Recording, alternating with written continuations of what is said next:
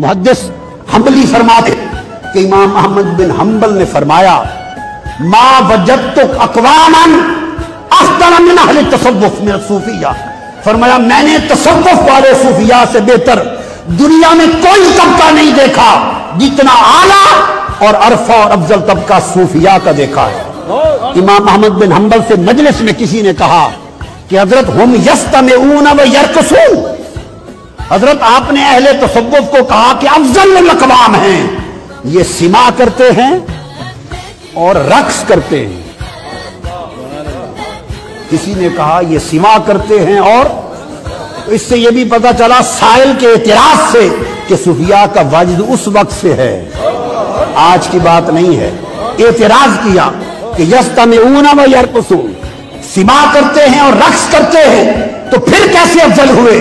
कुर्बान जाए इमाम अहमद बिन हम्बल के जवाब पर। उन्होंने फरमाया दाहुम यफ़रहून मअल्लाहि साअतन, वो वज्द करते हैं, रक्स करते हैं, और जो कुछ वो करते हैं फरमाया उनको छोड़ दो उनके हाल पर, वो एक लम्हा मौला की मैयत में खुशी मनाते हैं।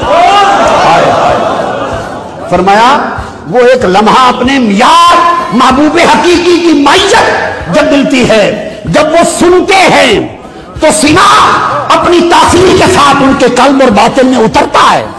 उस वक्त वो वारिदात में होते हैं, उस वक्त वो मुशाहदात में होते हैं, उनका जिस्म फाइट में होता है, उनकी रुआइश में होती है।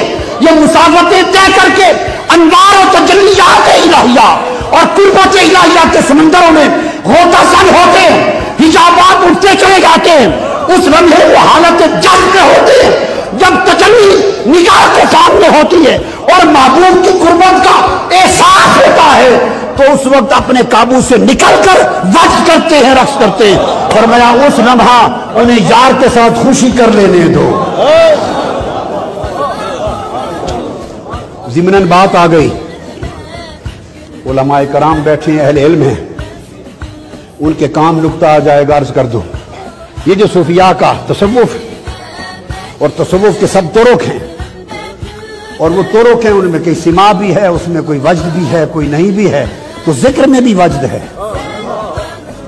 ये जो फरमाया अल्लज़ीना यज़्कुरूनल्लाह क़ियामन व क़ुऊदन व अला जुनूबिहिम, कि मौला के बंदे वो हैं जो जिक्र करते हैं हालत क़ियाम में भी, खड़े भी जिक्र करते हैं, बैठे भी जिक्र करते हैं, व अला जुनूबिहिम, और अपने पहलुओं पर भी जिक्र करते हैं।